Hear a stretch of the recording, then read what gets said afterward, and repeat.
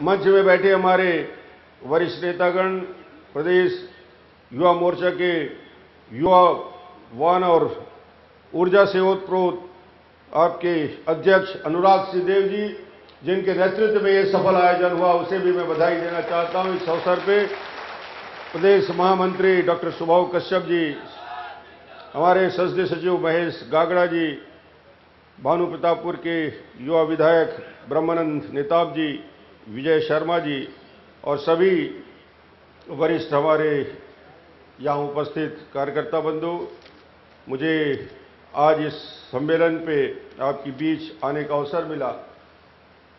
मैं आते ही मैं पूछ रहा था कि कल का कार्यक्रम कैसा रहा। कवि सम्मेलन, राष्ट्रीय हमारे नेतृत्व और हमारे लोकसभा के नेता प्रतिपक्ष सुषमा जी के मार्गदर्शन के बाद तो ऐसा वातावरण बन गया है इस पूरे क्षेत्र में कि एक एक युवा अपनी ऊर्जा के साथ हिस्सा ले रहा है। यहाँ आने के बाद पता चला कि मौसम बदल गया है। अनुराग ने बताया कि टेम्परेचर 3-4 डिग्री ज्यादा हो गया है नया रायपुर का, छत्तीसगढ़ के इस राजधानी का।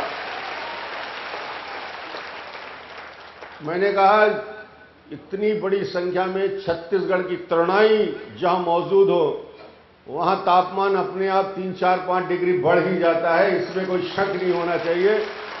और ये जोशीले युवक और मेरे साथ छत्तीसगढ़ के युवा मोर्चा के सभी साथियों को सिरमौर छत्तीसगढ़ की कल्पना, इस छत्तीसगढ़ को देश के उस ऊंचाई तक पहुंचाना जिसकी कल्पना इस देश के पूर्व प्रधानमंत्री अटल बिहारी वाजपेयी जी ने देखा है। वो सपना जो छत्तीसगढ़ के 2.5 करोड़ लोगों का सपना है।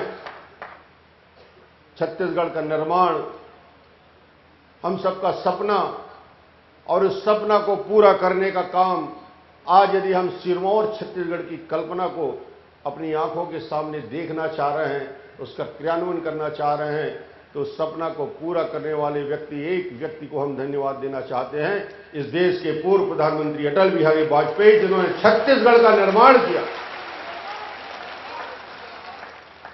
राज्य का निर्माण एक अद्भुत कल्पना और सोच, और आज हम इस छत्तीसगढ़ के 2000 से 2012 की यात्रा में जब पहुंचे हैं, उस छत्तीसगढ़ को जो उपेक्षित था, जो शोषित था, जो विकास की सारी संभावनाओं से दूर दूर तक पलायन करने वाला छत्तीसगढ़, पलायन की पीड़ा को भोगने वाला छत्तीसगढ़, बेरोजगारी से त्रस्त छत्तीसगढ़, छत्तीसगढ़ की पहचान देश और दुनिया में होती थी कि पिछड़ा राज्य है।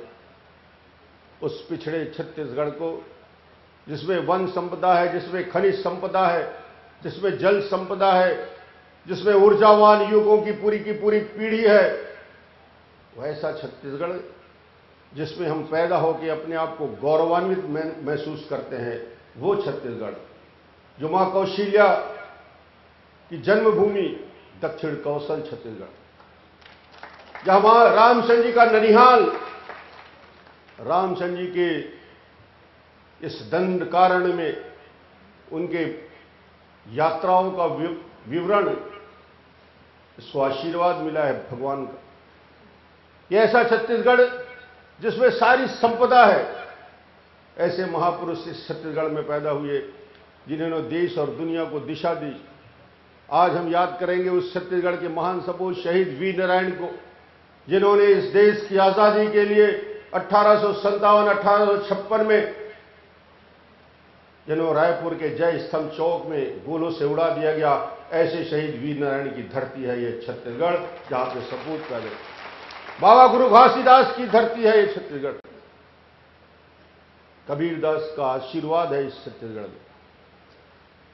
इस छत्तीसगढ़ के अंदर ऐसे मनीषियों ने पैदा होकर इस छत्तीसगढ़ को गौरवान्वित किया, और वही छत्तीसगढ़ उपेक्षित रहा। जिस छत्तीसगढ़ में साल के सैगोन के, महुआ के, आम के, इमली के, जाम के, आंवला, हर्रा, अश्वगंधा, सर्पगंधा ऐसे आच्छादित जंगल हिंदुस्तान में, मैंने पूरे दुनिया के, हिंदुस्तान के सभी राज्यों को मैंने देखा है। दुनिया के कम से कम 15-20 देश को मैंने एशिया और यूरोप के देशों को मैं घूम कर देखा है और मैं दावे के साथ कह सकता हूं, हिंदुस्तान के दुनिया के नक्शे में छत्तीसगढ़ से कोई खूबसूरत राज्य नहीं है। छत्तीसगढ़ हमारा अलौकिक है। एक एक इंच छत्तीसगढ़ की, एक एक इंच खराब, एक इंच छत्तीसगढ़ की बस्तर का जंगल, साल सैगोन के लहलहाते हुए वृक्ष, कुसुम के बड़े बड़े पेड़, नीचे की जमीन में आयरन ओर, वहां हीरा है, इंद्रावती का था जल संपदा है। दक्षिण में दूसरी तरफ कोरबा चले जाएं, रायगढ़ चले जाएं, कोयले के अकूत भंडार है। सरगुजा में वन संपदा है, प्राकृतिक संपदा है। बीच का हमारा मैदान, लहलहाते हुए खेत, बारहमासी बहने वाली नदियां हमारे पास। महानदी का आशीर्वाद, शिवनाथ, अरपा, पैरी से लेकर इंद्रावती से लेकर केलो से लेकर रैन नदी तक छत्तीसगढ़ में 24 12 महीने बहने वाली ऐसी नदियां हैं जो हिंदुस्तान में कहीं उपलब्ध नहीं हो सकता। ये वैसा छत्तीसगढ़ है, वो प्यारा छत्तीसगढ़। इस छत्तीसगढ़ पर हम गर्व कर सकते हैं, जिस छत्तीसगढ़ में अकूत संपदा है। हमारे कहा जाता था कि अमीर धरती के गरीब लोग, फिर भी छत्तीसगढ़ में पलायन, फिर भी छत्तीसगढ़ में गरीबी, अशिक्षा, उसके बाद भी छत्तीसगढ़ में कुपोषण। और आज जो कल्पना और सपना आप और हम देख रहे हैं, सिरमौर छत्तीसगढ़, यह हम सबके लिए गौरव का विषय है कि 12 साल की यात्रा में और 9 साल की भारतीय जनता पार्टी के शासनकाल में वो सपना हम देखने लगे हैं। वही पिछड़ा छत्तीसगढ़ अब हिंदुस्तान का सिरमौर राज्य बनेगा। वो छत्तीसगढ़ देश का अग्रणी राज्य होगा।